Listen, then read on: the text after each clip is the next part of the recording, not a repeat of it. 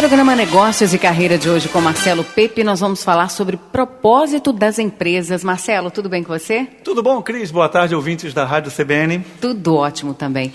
Agora, explica pra gente já começar sobre o tema, o que seria um propósito de um negócio?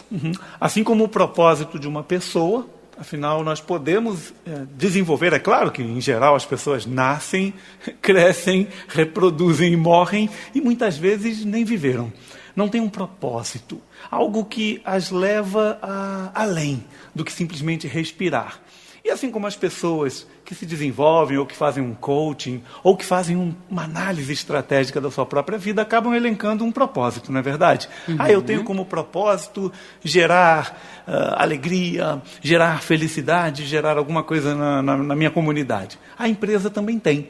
Às vezes a pessoa abre uma empresa, Cris. Pode ser uma emissora de rádio, pode ser um jornal, pode ser uma distribuidora de material descartável, mas ela pode nascer com um propósito. E nós vemos por aí, existe uma empresa muito grande agora, chegando e proliferando muito, que é a Armada, e ela cresceu. É uma malharia, uma camisaria, mas ela cresceu com um propósito, assim como aqui em Juiz de Fora nós temos a Chico Rei, do Bruno Imbrise, que tem um propósito, que parece que tem algo que vai além de simplesmente vender camisas. E quando você tem um propósito, você acaba impregnando a todos os colaboradores e clientes a seguir também aquele propósito de vida, aquela missão. E quais os benefícios de uma empresa ter um propósito? Hoje em dia, São Cris, muitos, né? Olha, hoje em dia, é o que muita gente às vezes pensa, o que eu preciso simplesmente é de uma companhia de turismo. Eu vou vender passagens, vou ganhar comissões das companhias aéreas, vou montar pacotes, etc., vou ganhar dinheiro e morreu aí a nota. Mas, na verdade, quando a gente monta uma companhia aérea, o que a gente quer? Levar pessoas a realizar os sonhos dela. Não seria um propósito muito mais bacana? Eu realizo os sonhos das pessoas. E aí, quando você divulga isso, por exemplo, no seu slogan, você acaba colocando aquilo ali como uma peça de marketing, onde você diz assim, nosso maior objetivo é realizar os seus sonhos. E aí você diz assim, então quer dizer, essa empresa realiza sonhos. É um Luciano Huck, é uma pessoa que... É uma empresa, são pessoas voltadas a realizar sonhos. Assim como algumas empresas de telefonia conectam pessoas, aproximam.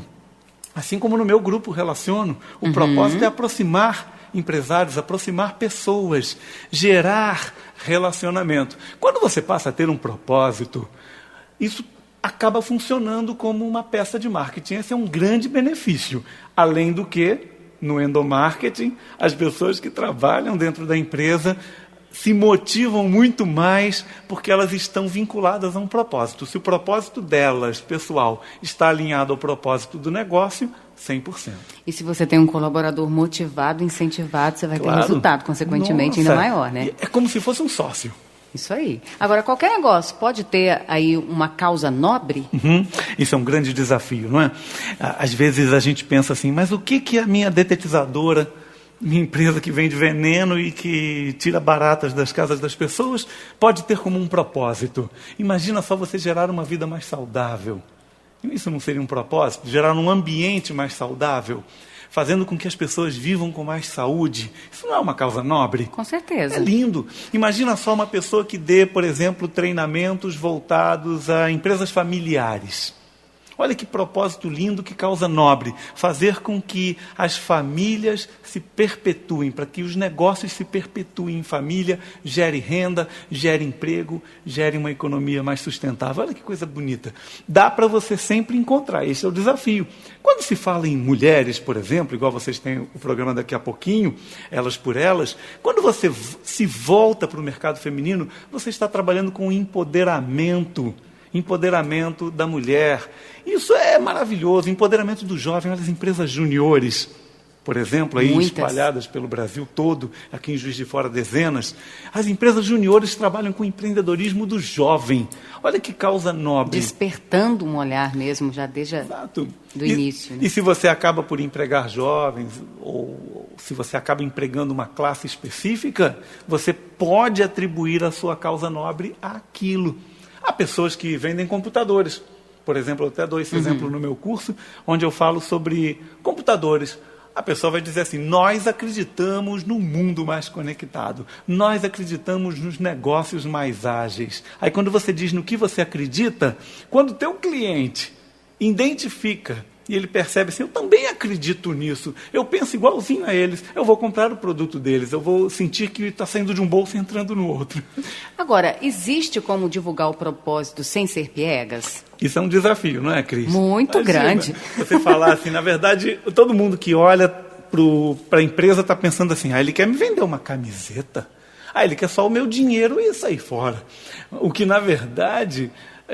na divulgação, você tem que deixar aquela informação sem ser piegas, sem ser falso emocional, sem parecer emotivo demais. Então você vai dizer, nós acreditamos num mundo mais feliz, por isso nós produzimos as melhores camisetas para que você viva de forma mais confortável e mais sustentável. Você tem que justificar. Se você ficar dizendo, Cris, eu acredito num mundo melhor, onde as pessoas se amem, onde as coisas aconteçam de uma forma linda, maravilhosa, igual ursinhos carinhosos, é claro que ali vai ficar piegas, vai ficar, com perdão do latim, babaca. Então não é para ser desse jeito, é para ser direto, objetivo e explicar por que você está tendo aquele sentimentalismo.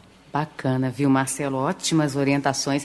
Agora, qual que é a indicação de livro que você trouxe hoje pra gente? Eu trouxe uma indicação do livro do nosso amigo Mário Sérgio Cortella, da editora Vozes, Qual é a Tua Obra? É um livro onde ele fala muito, além de liderança. Se encaixa claro, bem mesmo no tema. Ele vai falar sobre legado. O que você está deixando no mundo? Porque você viver simplesmente, e não deixar um legado, não deixar a tua história, não deixar a tua marca ali, é como se você nem tivesse existido.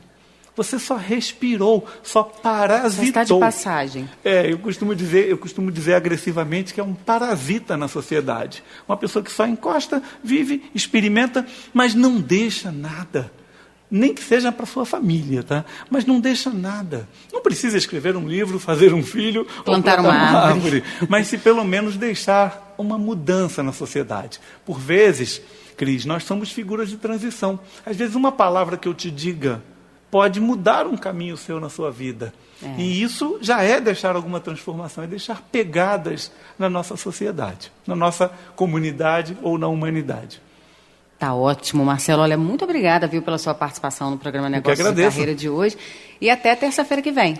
Até semana que vem, se Deus quiser. Isso aí. Valeu. Negócios e Carreira. As novidades e comentários sobre comunicação, empreendedorismo e marketing pessoal com o jornalista Marcelo Pepe. Toda terça-feira, 2h20 da tarde, na CBN.